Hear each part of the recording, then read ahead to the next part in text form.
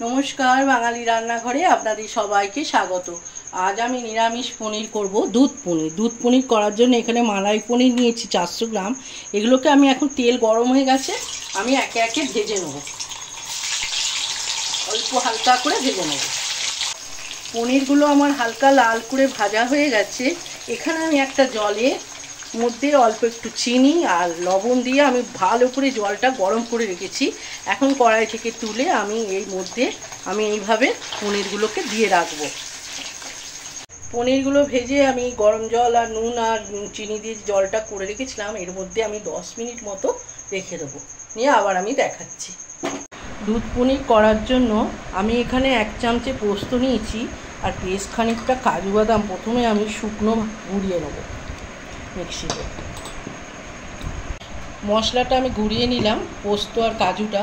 एखन आमी देबो एखाने 4टे काँचा लंका। झालेर परिमाणटा आपनारा निजेदेर मतन देबेन। और आमी एखाने देबो बेश किछुटा किशमिश दिलाम और देबो एकटुखानी दई।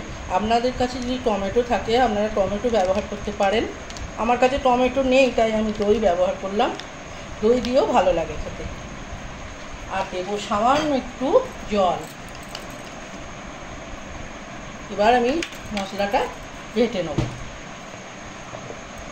आमी एखाने दिलाम सामान्य एकटू तेल। एबार आमी एखाने जे मशलाटा आमी बेटे रेखेछि सेई मशलाटा आमी एखन एखाने दिए देब।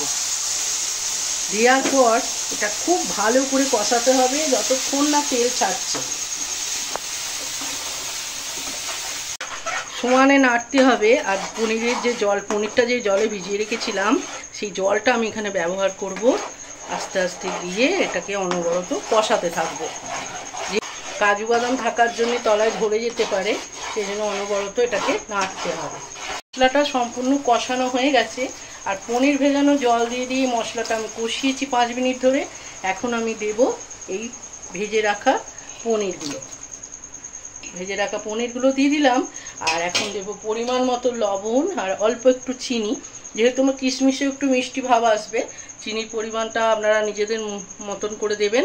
আর সামান্য একটু লবণ দিলাম। আগে যেহেতু লবণ আছে সেই বুঝে লবণটা দিতে হবে। আর এখানে দিতে হবে সর দেওয়া দুধ। দুধটা দিতেই হবে। আমি এখানে দুধ ব্যবহার করলাম, গাঢ় দুধ সর দেওয়া। এবার আমি এটাকে আর একটুখানি হতে দেব। আমি এখন ঢাকা চাপা দিয়ে 3 মিনিট মতো রান্না হতে দেবো কম আছে। আমি 3 মিনিট পর আবার ফিরে এলাম। সম্পূর্ণ রেডি হয়ে গেছে আমার নিরামিষ দুধ পনির। এবার এখন এখানে দেব একটুখানি কসুরি মেথি আমি গরম করে রেখেছিলাম আর একটুখানি বাটার। বাটারটা দিতেই হবে। আর কসুরি মেথির বদলে আপনারা ধনেপাতাও দিতে পারেন, ভালো লাগবে খেতে। যদি ভালো লাগে একবার ট্রাই করে দেখবেন। রুটি, লুচি বা ফ্রাইড রাইস বা যে কোনো ভাতের সাথেও আপনার ভালো লাগবে। যদি ভালো লাগে একটা লাইক শেয়ার কমেন্টের জন্য অনুরোধ রইল। চ্যানেলটা সাবস্ক্রাইব করবেন যাতে নতুন নতুন রেসিপিগুলো আপনাদের কাছে পৌঁছাতে পারে। ভালো থাকবেন, সুস্থ থাকবেন, ভালো খাবার খাবেন।